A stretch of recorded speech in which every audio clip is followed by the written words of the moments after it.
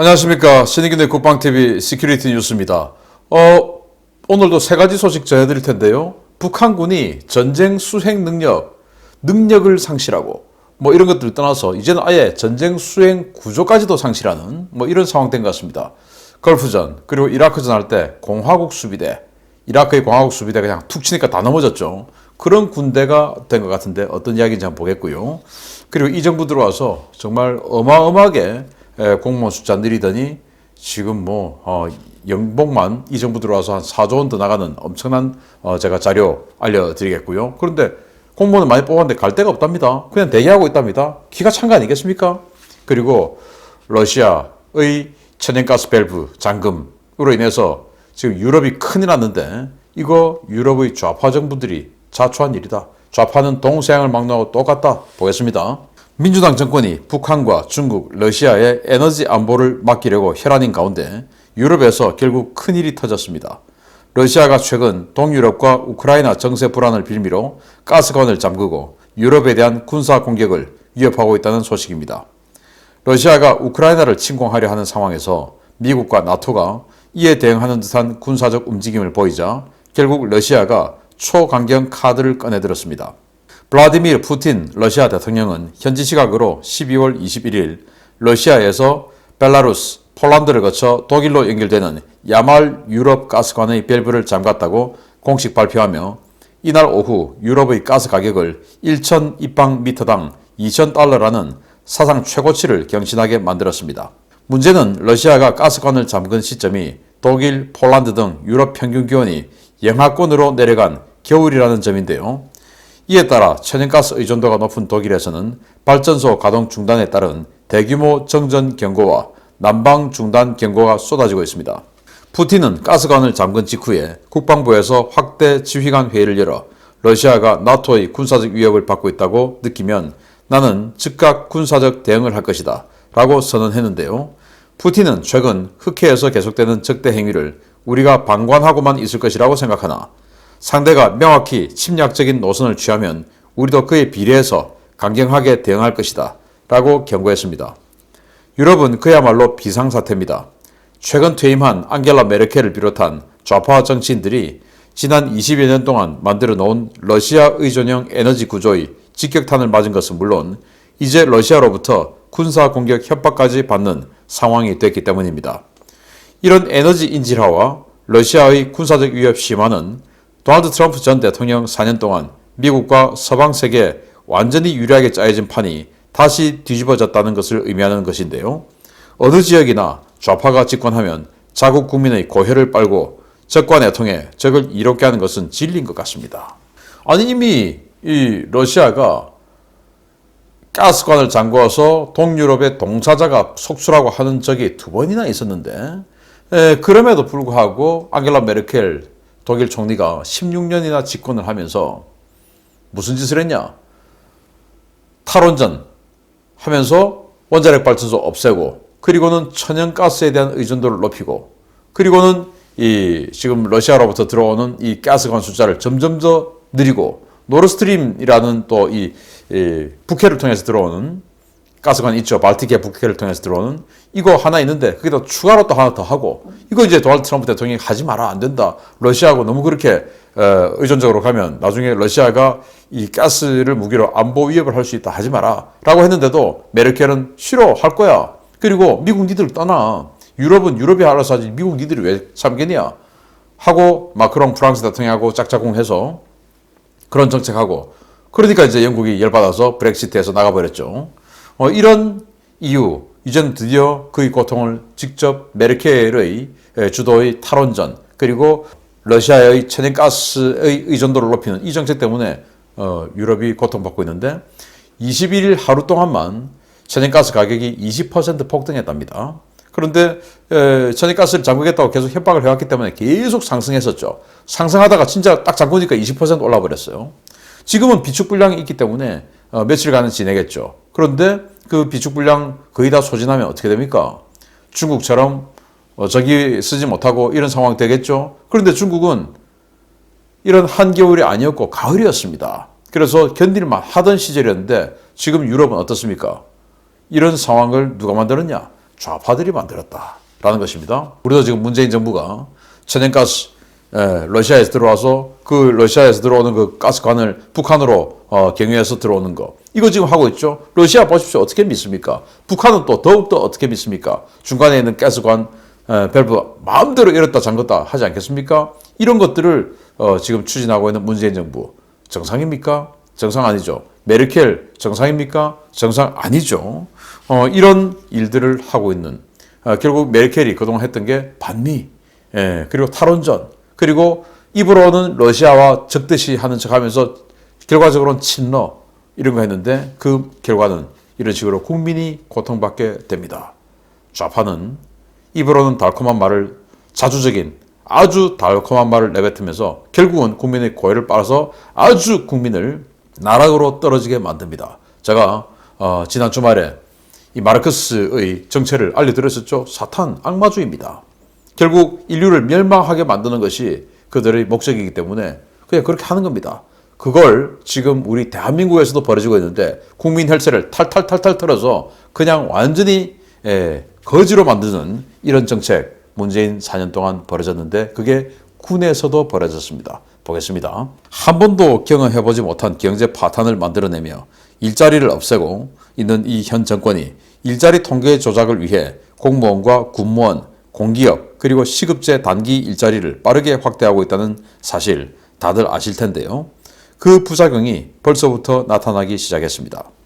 문재인 정부의 시책에 따라 군 당국이 군무원의 채용을 역대급으로 늘리기 시작한 이후에 군무원 시험에 합격하고도 갈 자리가 없어 임용이 유예되는 대기자의 숫자가 매년 폭발적으로 증가하고 있습니다. 국민의힘 윤주경 의원실이 국방부로부터 제출받은 자료에 따르면 올해 정식 공채로 채용된 군무원은 5,544명이었는데요. 이 가운데 무보직자, 즉 임용이 유예된 임용 대기자는 무려 785명에 달했습니다. 보낼 자리가 없는데 억지로 뽑은 사람이 전체의 14.1%라는 겁니다. 군 당국이 보고한 자료에 따르면 올해 육군의 군무원 임용 대기자 숫자는 무려 621명으로 드러났는데요. 문재인 정부가 출범한 직후인 2018년 200명을 시작으로 임용 대기자 숫자는 계속 늘어나 지난해에는 무려 900명에 달하는 임용 대기자가 육군에서만 발생했던 것으로 드러났습니다. 임용 대기자들은 최소 1년, 길게는 578일 뒤에야 보직을 받는 등 황당한 상황을 겪고 있는데요. 이러한 상황은 보낼 자리가 없음에도 불구하고 정부의 일자리 통계 조작을 위해 매년 선발 인력을 크게 늘려왔기 때문에 발생한 것입니다. 정부 조직 관리 시스템의 전산 자료에 의하면 문재인 정부 4년간 늘어난 공무원의 숫자는 10만여 명으로 지난 20년간 늘어난 공무원 숫자보다 더 많은 역대급 증가율을 보였습니다. 쓸 자리도 없이 무차별적으로 뽑아놓고 이들이 죽을 때까지 국민의 혈세로 연금을 주어야 하는 그리스형 경제 붕괴의 틀을 만들어 놓은 문재인 정권. 이들의 유지비에 들어가는 비용은 문재인과 민주당 정치인들의 사재를 틀어 충당하기 바랍니다. 저는 이게 이해가 안 되는 것이 육군에서 그 인사참모부가 있습니다. 여기에서 당연히 그 모든 소요를 다 산출하겠죠. 인사사령부에는 보직하는 거니까. 그렇게 모든 소요를 상출해서 자 요즘 우리 국방 인력 줄어드니까 군인 줄어드니까 이런 부분은 못 미나해서 이 보직은 군무원으로 대체를 하고 자 이런 계산 다 해가지고 군무원을 뽑는데 어떻게 이렇게 보낼 자리 없이 군무원을 뽑았다? 그럼 이 월급 안 나갑니까? 아무 하는 일 없이 월급 나가죠. 이런 짓거리들을 한다. 자 그런데 정말 놀라운 것이 문재인 정부 들어와서 지난 4년 동안 공무원 숫자가 10만 명이 늘었는데 놀랍게도 그 지난 문재인 정부 이전의 20년 동안 늘어난 공무원의 총 숫자가 9만 6천 명이에요. 20년 동안 늘었던 공무원 숫자가 9만 6천 명인데 문재인 4년간 늘어난 공무원 숫자가 10만 명. 이게 말이 됩니까?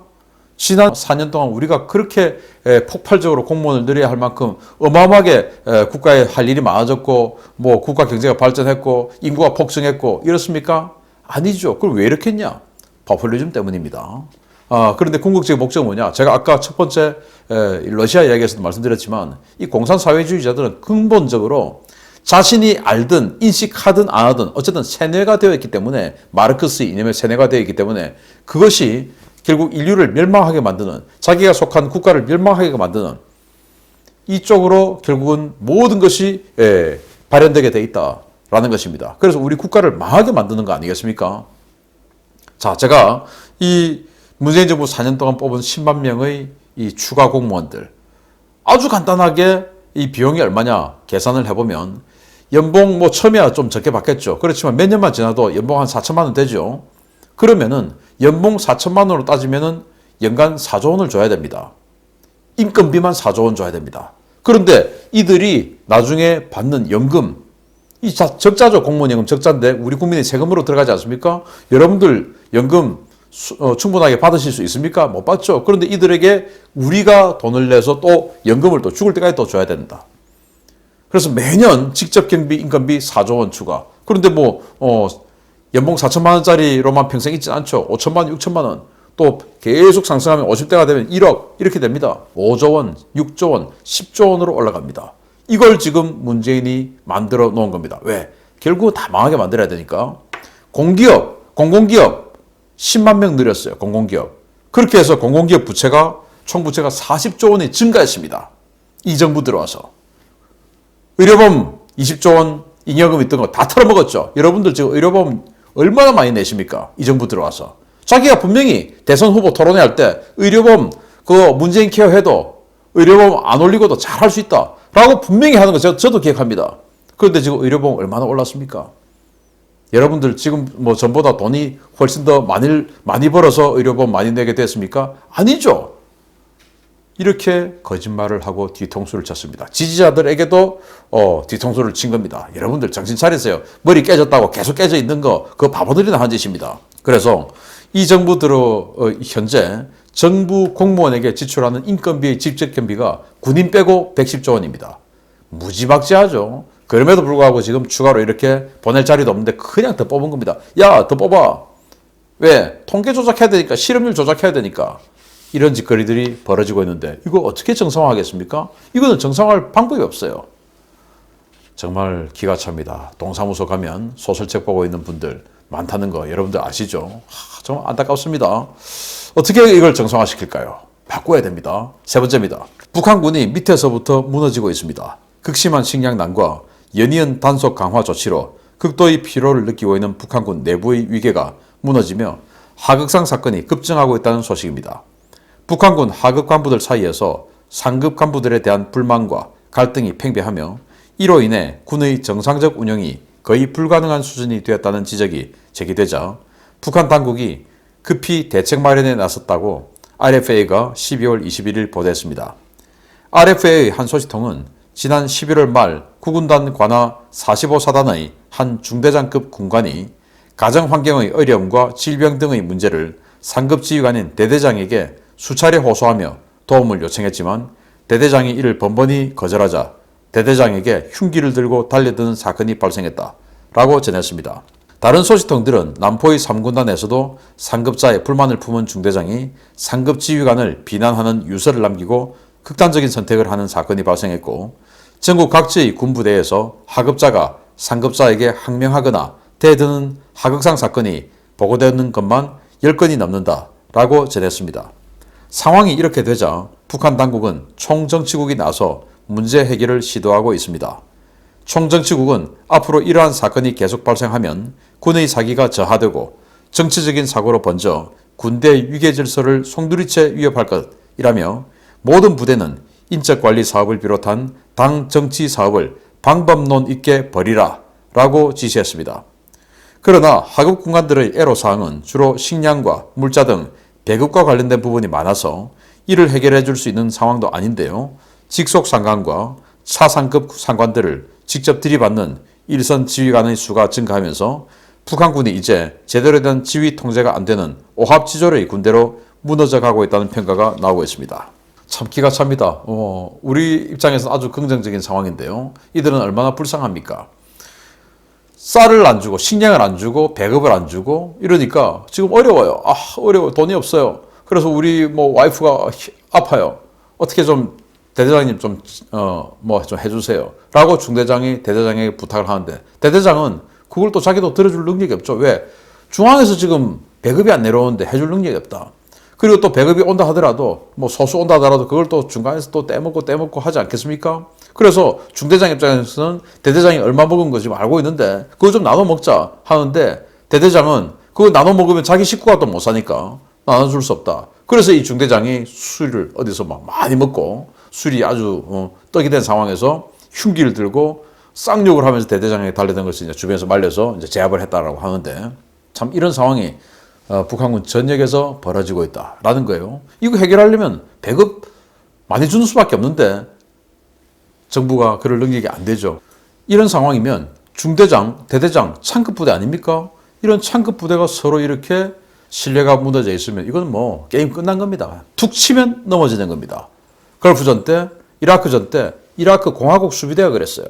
이라크 군이 있고 공화국 수비대가 있는데 이건 마치 나치의 무장 친위대처럼 SS처럼 또 지금 이란의 혁명 수비대처럼 특별한 군대인데도 불구하고 이런 식으로 완전히 신뢰가 다 무너져 있었어요. 그래서 미국이 삐라를 날립니다. 2만 달러 사단 하나 통째로 들고 오면 2만 달러 준다. 걸프전 때 2만 달러씩 받고 사단이 그냥 통째로 항복하는 군대가 있었습니다. 마찬가지로 북한도 저는 뭐 크게 전비 써대지 않아도 그냥 삐라 쫙 뿌려서 야 사단장, 대대장, 대대 하나에 통째로 들어오면은 몇만 달러, 사단 하나는 뭐 몇백만 달러 주면 더 쌉니다 그거. 사단장에게 100만 달러, 200만 달러 훨씬 주는 훨씬 싸죠. 이런 식으로 해서 북한군 다 무너져 갈 것 같습니다. 북한군이 무슨 전쟁입니까? 탁 치면 탁 넘어지는 군대가 되어 있습니다. 그런데 제가 데일리 디펜스에서 또 내일 아침에 알려드리겠지만 미군이 자꾸 이상한 전력 집중, 훈련 이런 거 하고 있어요. 좀 심상치 않은데 여러분들께 내일 또 데일리 디펜스 알려드리도록 하겠습니다. 기대해 주십시오. 신의균의 국방TV 구독, 알림, 좋아요 눌러주십시오. 마치겠습니다. 감사합니다.